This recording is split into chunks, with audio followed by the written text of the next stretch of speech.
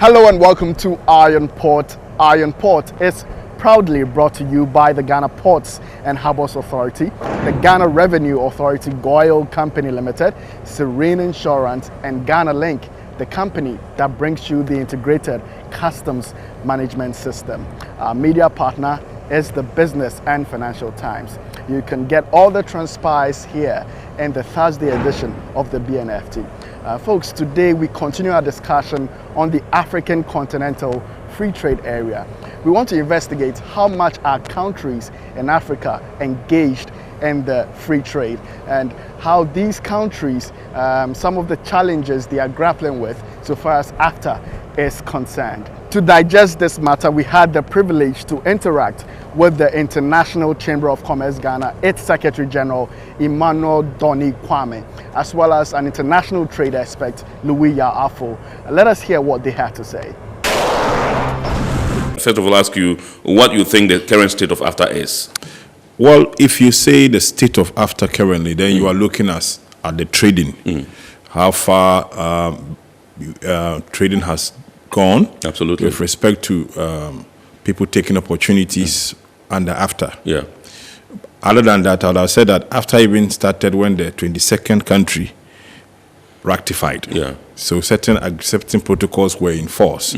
But the trading, which has to do with the liberalization of tariffs, actually currently, I will say that the Secretariat itself will not have full data yet on so far how many companies or how many member states companies have really performed. But let me start by saying that I can say in Ghana, we still have only two companies that have been able to ship successfully under Afcfta, which is, well, it's not too encouraging because down the line, I should think that we should have had more than about 10. Yes, because if that 9 months down the line, if we have just two companies being successfully able to trade under Afcfta or ship outside under Afcfta, and that's not encouraging at all. And that is even a situation where Ghana is one of the leading performance countries when it comes to Afcfta. So I look at the rest of some of the other African countries because Ghana itself is offering certain support, capacity building to some of the African countries to strategize. So I think that in terms of shipment, that side, I think that we have a lot to do. Then again, if you look at the single window side, you know, every country's custom cooperation or management is supposed to have by this time worked on its single windows, whether it's through in terms of technology, what have you, adjust it so that you can have harmonized codes for Afcfta. So Ghana, you realize that it has icons, has codes, adjusted codes for Afcfta products because it's key in being able to identify what are Afcfta products and what are not Afcfta products. That's, I think, I know for some countries who are working hard to have that done. Then I think that in terms of how the state of Afcfta trading, if you move away from in terms of the goods itself and in terms of single windows, the other area that I think that currently we can also talk about is in terms of sensitization and capacity building. Right. I think that preparedness, I think you could say that Ghana, or you could say that, let me use Ghana, I think it's about, let me say 50%. 50% because the awareness is still ongoing and there's a lot that needs to be done. Other countries too have done a lot of sensitization. So in terms of sensitization advocacy, you could say that it's about, let's say, 50% also. Then the state of Afcfta trading, the countries themselves that are supposed to trade, if you look at it in terms of the league, you realize that currently you still have about 38 countries that are fully trading. In other words, they have fully ratified and are full party states. Right. So we still have one country that has not yet signed, like Eritrea, and there's still other countries who are in the middle.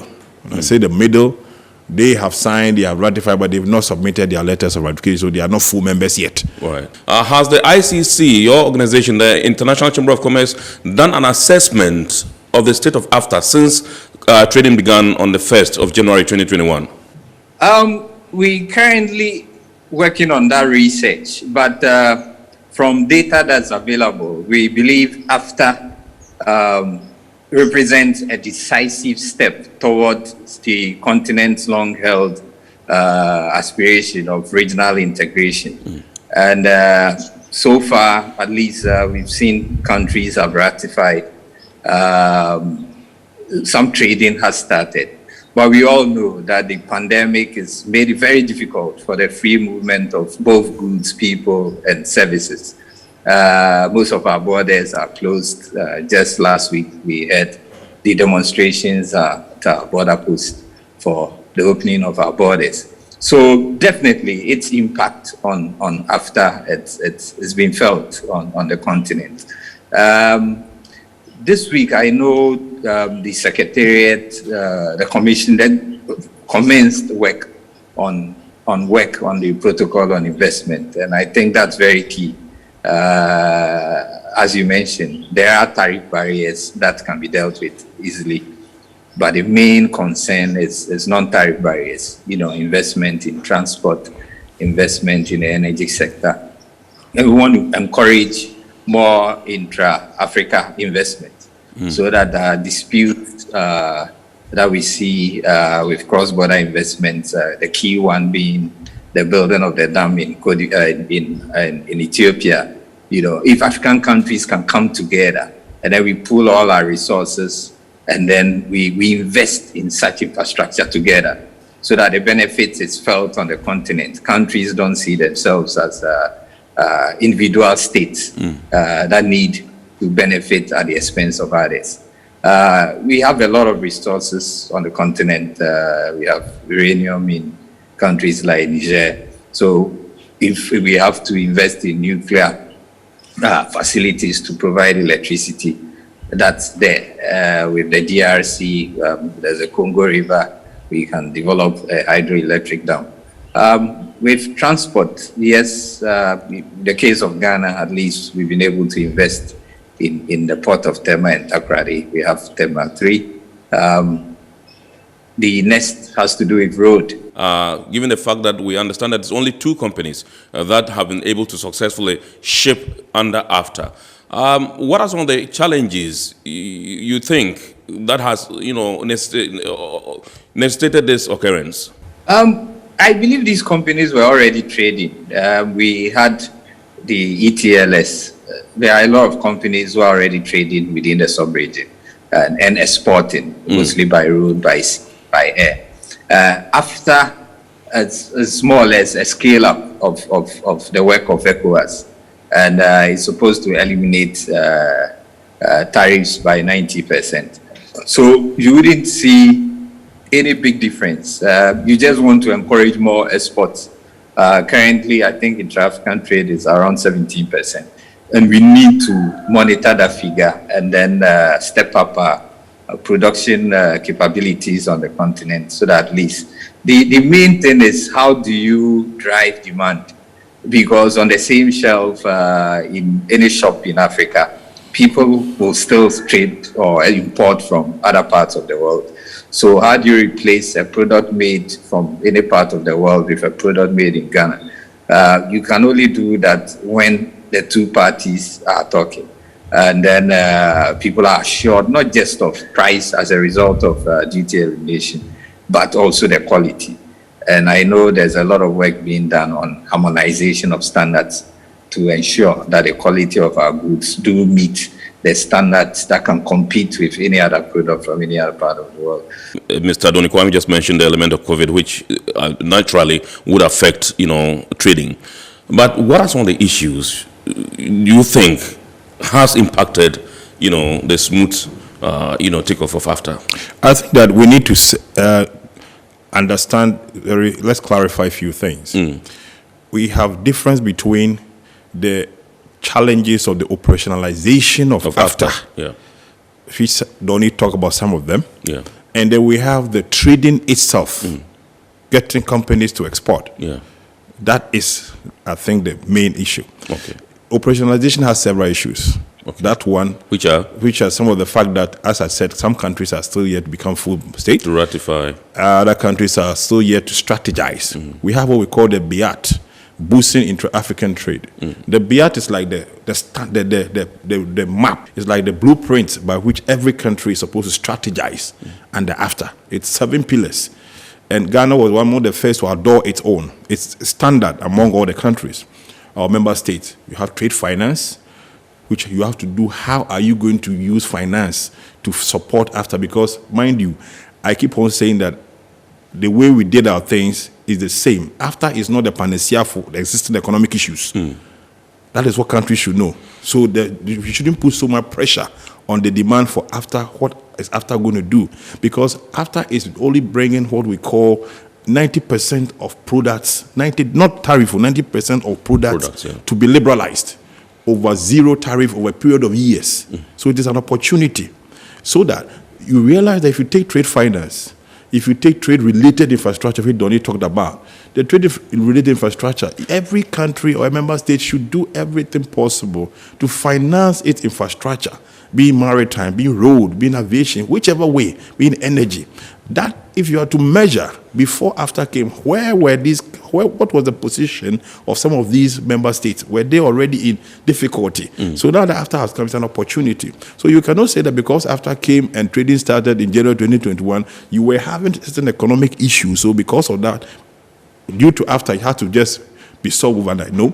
Then you look at pillars like market segmentation. How have people really identified the market? Because that is the key issue. If you have to identify a product, then identify its market and look at the comparative advantage you have. Currently, that is what a lot of countries need to do.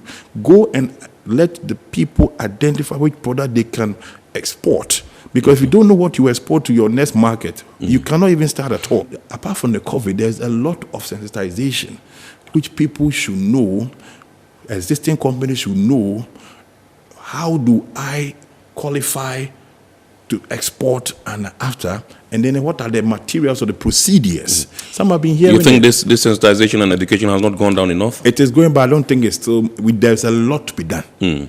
There's a lot to be done because, as I'm saying, as you and I have been sitting here, most, for example, if you take even the media landscape, if you take the banking industry, most of professional services or financial institutions think that AFTA is isolated from them, but they've forgotten they're even part of the stream.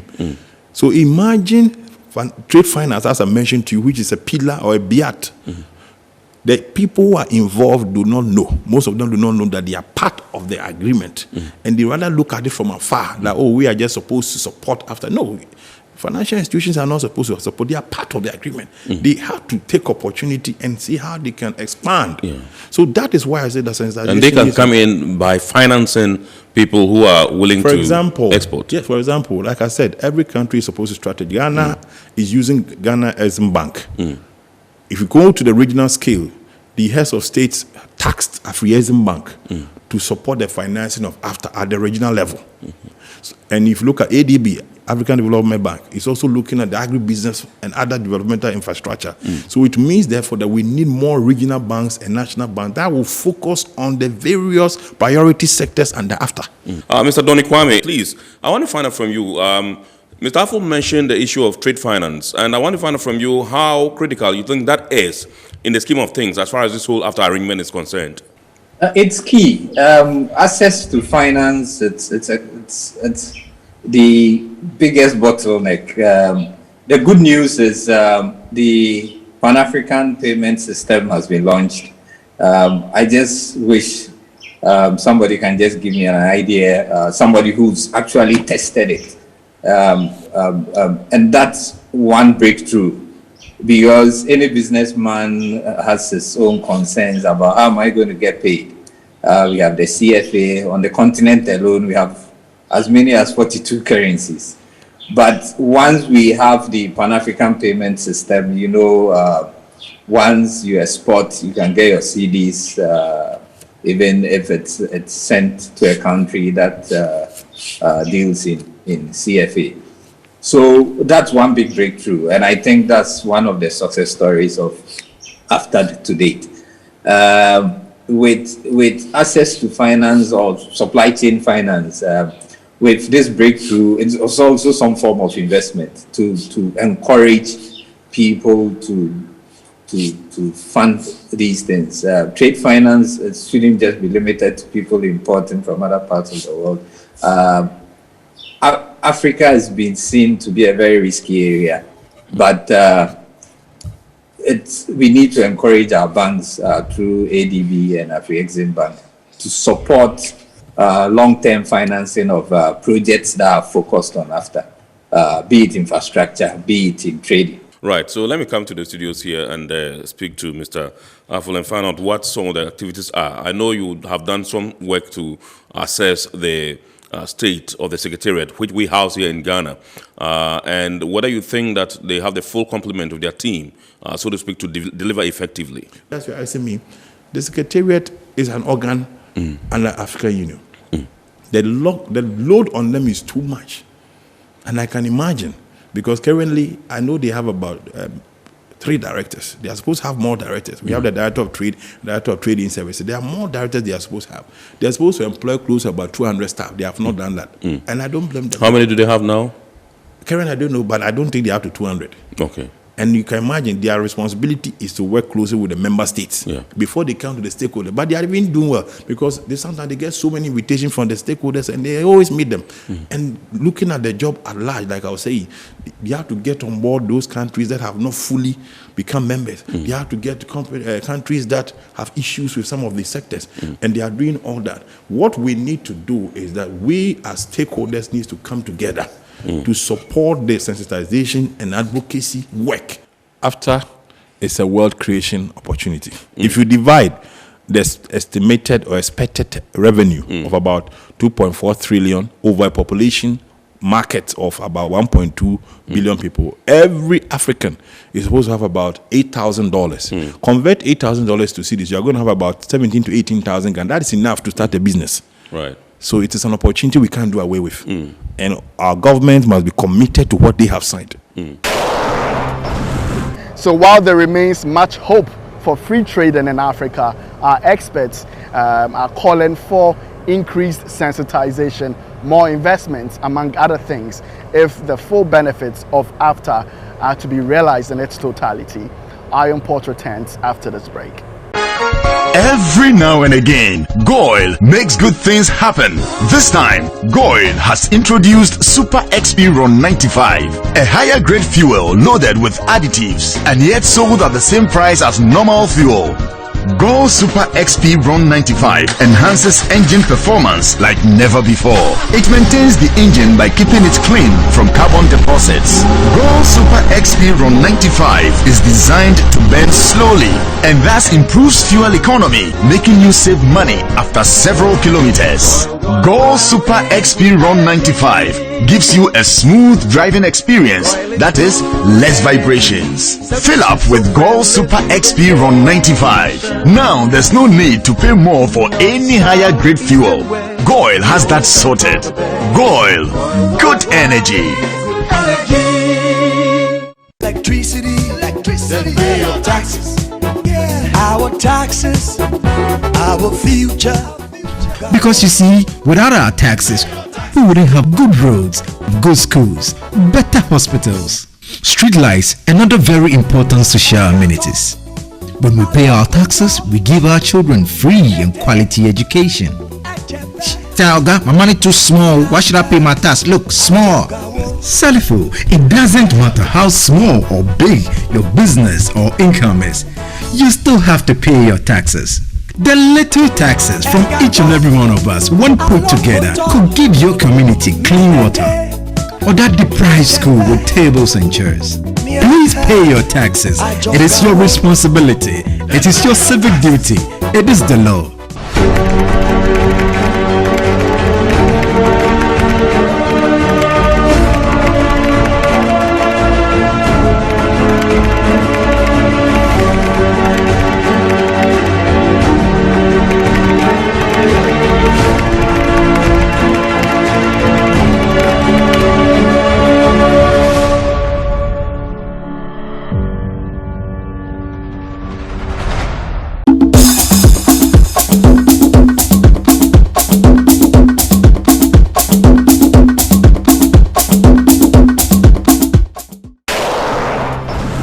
Welcome back. Now let's take a look at some local port and maritime news.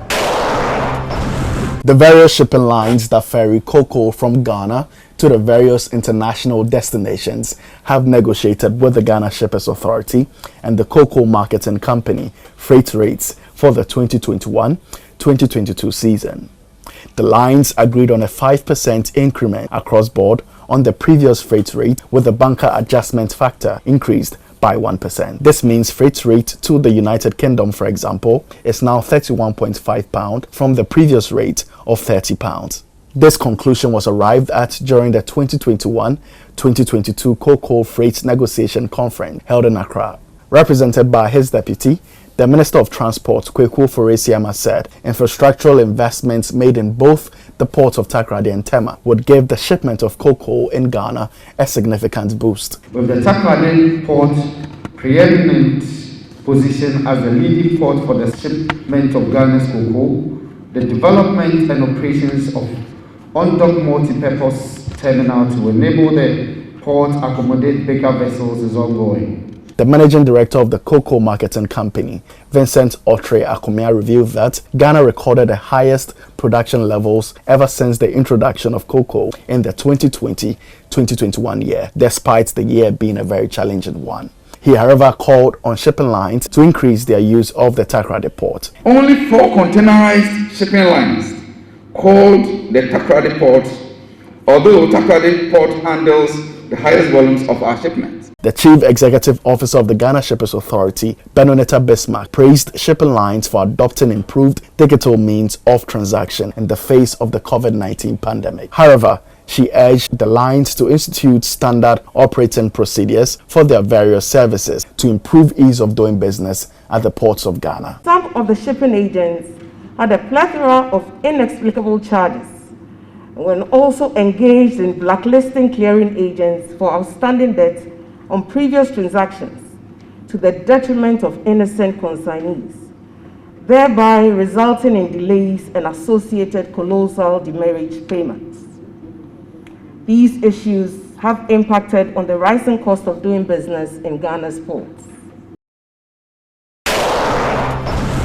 The leading oil marketing company in Ghana, GOIL, has affirmed its determination to make its quality fuels and services accessible to all Ghanaians. To this end, GOIL has opened its 411th service station at the Circle Overhead to provide quality products to motorists. The group CEO and MD of GOIL, Kwame Ose-Prempeh, said more service stations will be opened before the end of the year 2021. We've decided that we go to every nook and cranny of this country, because if somebody buys our Ron 95 at Tema and he's driving to Circle and he doesn't get any GOIL filling station, he may be forced to go and buy from Yanum, the non-quality one. According to him, GOIL Super XP Ron 95 has become popular to consumers because it is sold at the same price as other fuels and also for its quality, properties and attributes. GOIL, our basic, instead of the 91, we sell Ron 95 and we sell it like the price of Ron 91. What others sell at higher price, we sell at lower price. He entreated motorists to continue to patronize GOIL products because they are going to be served the right quantity. The head of fuels marketing at GOIL, Augustine Barton, said GOIL fuels are for all ranges of vehicles. So regardless of the type, whether it's a taxi or private, please come and patronize. Then it will protect your engine for you, to last long for you, whether it's taxi, whether it's for you or for somebody. Please try and maintain the engine. If you maintain the engine, then you have work to do continuously. Now let's take our lenses to the international front and let's see some international port and maritime news across the globe. The bulk carrier Coral Crystal briefly ran aground on Thursday, September 9, while transiting the Suez Canal. The 78,100 deadweight tonnage bulker suffered a mechanical issue while en route to Port Sudan. After the incident occurred, the Canal Authority informed that the incident was resolved with the help of the authority's tugboats and the ship resumed its transit through the canal. According to the SCA, traffic was not negatively impacted in any way since it was directed to the eastern branch of Al-Bala bypass. This incident comes less than 6 months after the giant container ship Ever Given ran aground in Suez Canal, causing global shipping traffic jam. Taiwanese container shipping company Evergreen Marine Corporation has decided to order 24 container ships in China. The unit will be built at CSSC Huangpu Wenchong Shipbuilding Company Limited, Evergreen Marine said in a stock exchange filing. The order comprises 11 3,000 TEU vessels, 11 2,300 TEU ships, and 2 units a capacity of 1,800 TEU. Evergreen Marine will pay between $958 million and $1.1 billion for the 24 new builds, or between $28 million and $51 million per ship. It's time for the schedule of vessels that have berths within the port, those at anchorage and those expected in the coming weeks, plus the Bank of Ghana exchange rates, which you may need to know to clear your cargo with.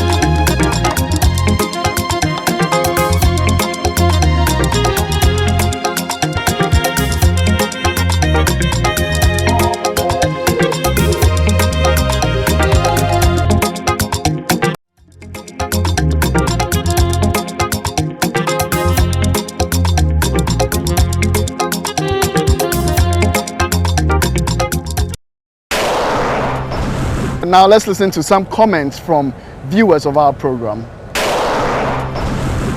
Mahmoud Kamara says, the local producers should take advantage of Afcfta to produce more so they can be recognized on the world market, so we can have a stable economy. My name is Kojo, I'm into furniture.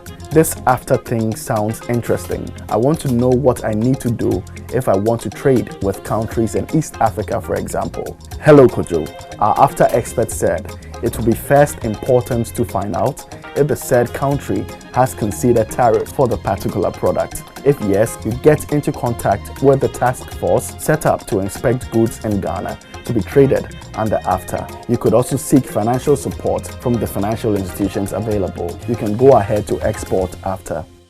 Benedict said, what about the adoption of a single currency too? Hello Benedict, our expert says AU has plans to pilot the Nigerian Central Bank as a startup towards a single currency. However, he opined that a single currency will be difficult if our production capacity remains low. Hence, another form of a common currency is in the payment systems like the PAPs of the Afri-Exim Bank that enables the conversion of currencies during the transfer of money.